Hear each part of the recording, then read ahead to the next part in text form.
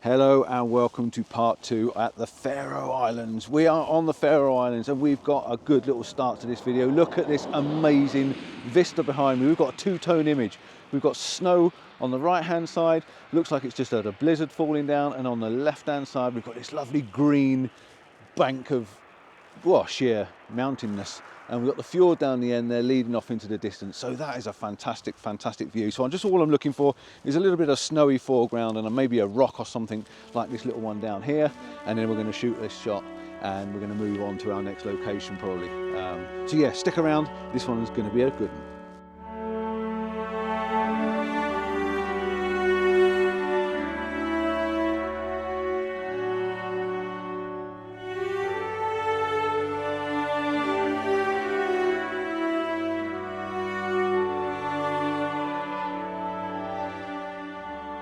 So I was just talking about trying to find a bit of foreground. I looked over my left shoulder and I've just noticed this pool of water with snow and ice on it. She is going to make an absolutely stunning foreground.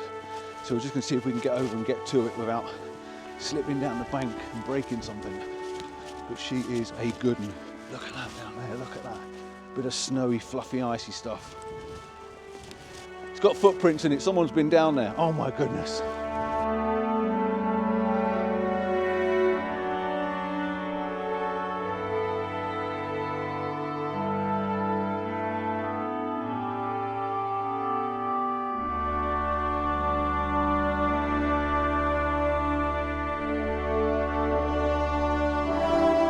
Right, so we've got a bit of a fight going on here. Trevor says it's his shot, he found it first, and they're his footprints to mark the spot, and we're all nicking it. Sounds like a bargain to me.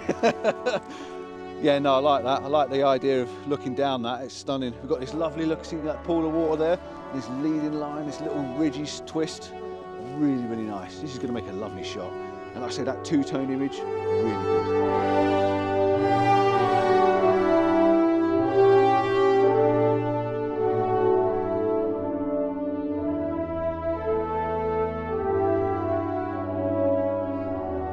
So I'm going to try a panoramic image on this, I think. I've got my ball head and level head very, very level at the moment. And I'm trying to do a sweep because I can't quite get it all in with this lens. And if I put the wide angle lens on, I know that it's going to blow out a little bit and lose that perspective. So I'm just going to try and do a pano and see if we can get this to work. So let's have a look and see what we can do with this. But the foreground is stunning with all those little icy lines and a little S trail that leads in. We've got a little pool of water as well, and then we're leading out to that beautiful two-tone background and a bit of a blue sky, which I really don't mind because you've got some really fluffy, bubbly, crazy, monstrous looking clouds in the sky as well, so it all sort of works together. But even the vertical, when I get round there and I look at the vertical, it's really nice. The lines just seem to blend in with the lines in the background. But yeah, we're going from like a warmish image over to a very cold blue image, and I'm bracketing just as a safety net. I don't probably have to. I am in manual, total manual, so that nothing changes all the way through the shot, and by bracketing I know that I get all the information. And if Richard stays still on that side, we get a person in it as well. He's just standing still at the moment, right on the edge. Could be a bit too wide, I might have to cut it down and just do a slightly narrower shot, but yeah, I think that's pretty good.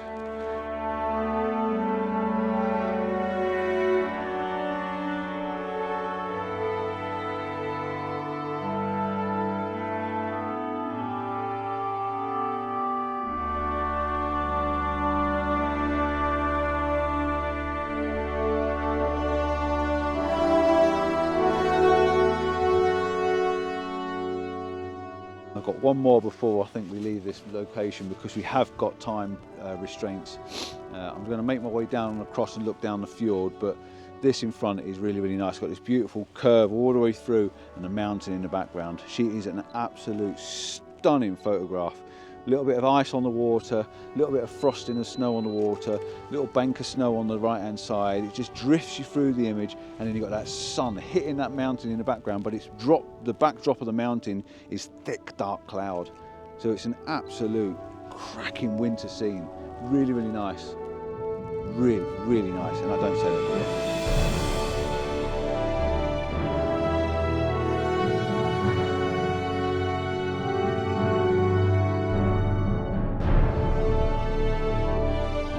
I was.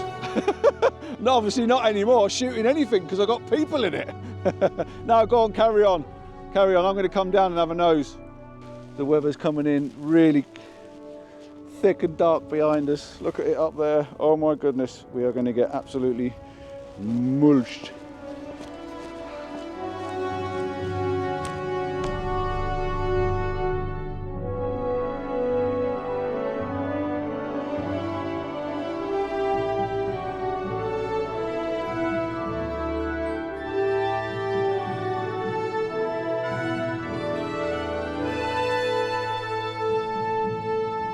Right, we need to get back to the van. We've just seen this puddle, this frozen puddle. I don't even know how I missed that on the way past. And I think I've got an absolutely fantastic panoramic with it.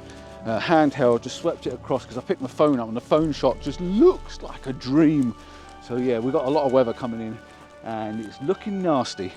So let's see if we can get down to this S road before we run out of time because we've got a destination for this evening.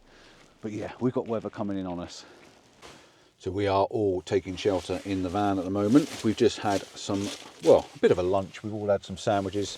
Yeah, just refueling. We're sitting in the van because in front of us is nothing at all. It's completely sort of cladding it in. This is the S-curve, the famous shot where you get the S-curve road. I've shot this many times now, as I'm sure you've seen before. I'd like it to clear like it was just now. If it can clear and you get that bit of sunlight to come down and just bathe that sort of island in sun, this is going to look stunning and again quite unique to all the other shots. So yeah, we're going to sit around for a little while. We've got an hour or so to spare, so let's see what happens, see if we can get this to clear again and we can all go into a mad frenzy panic and run around like idiots like normal. We're in a snowstorm. It's snowing good and proper now, which is good and bad because it's making everything looking really pretty, but it's bad, we can't see anything. 50.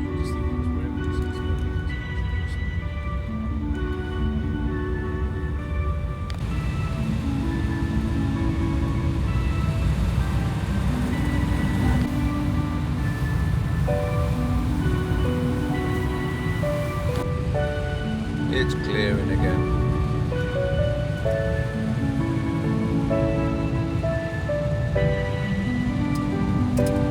There we go. Don't know what fuss was all over. We had to bail out of that last location. The snow just got so bad, so heavy, so thick. It was coming down such a lot that we decided let's drive back towards somewhere that we were hopefully that's going to be a bit clearer. And oh my goodness, look what we stumbled upon. We pulled into the lay-by.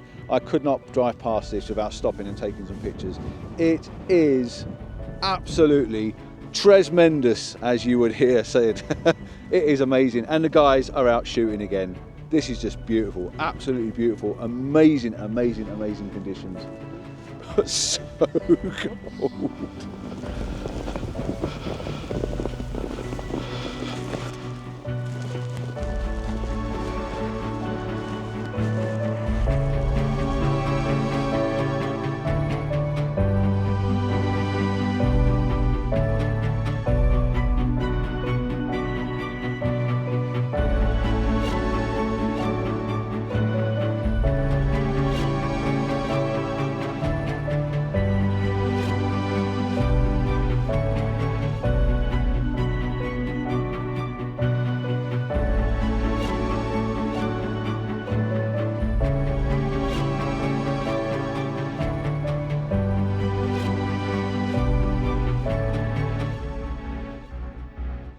So I'm sort of filling time at the moment, so I've brought the guys to the igloos, little igloo houses, if you can see over my shoulder there. So I brought them down here to have a look at them. Now for me, I don't think this is floating my boat too much because I've actually got these igloos with a rainbow in the background, and if I can find the photograph for you, I'll pop it up for you to have a quick look at, because that was obviously a lot more epic than this, but it's still a good drop, it's still a good backdrop, and it could still be quite nice. But what I'm more interested in is what's over my shoulder here, and this background is flipping amazing. So I'm going to move down to one of the laybys a little bit further down the road so we can actually shoot down and get that island. But at the moment the light's hitting it on the side and the snow is just giving it a beautiful dusting of icing sugar, and it looks really, really good.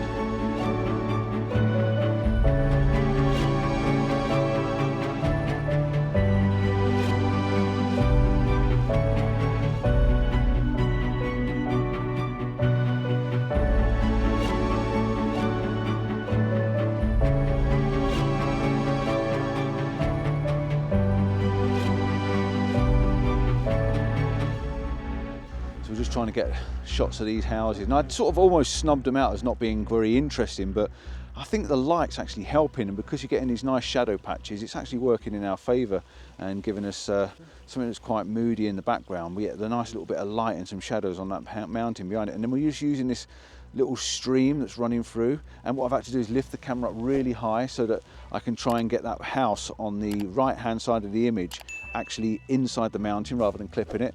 And Rubber, he was just saying exactly the same thing. He'd spotted it, was saying before I did, that the corner of the house was actually catching the corner of the mountain, and it's either got to be in or it's got to be out. You can't have it just rubbing against the edge of the mountain.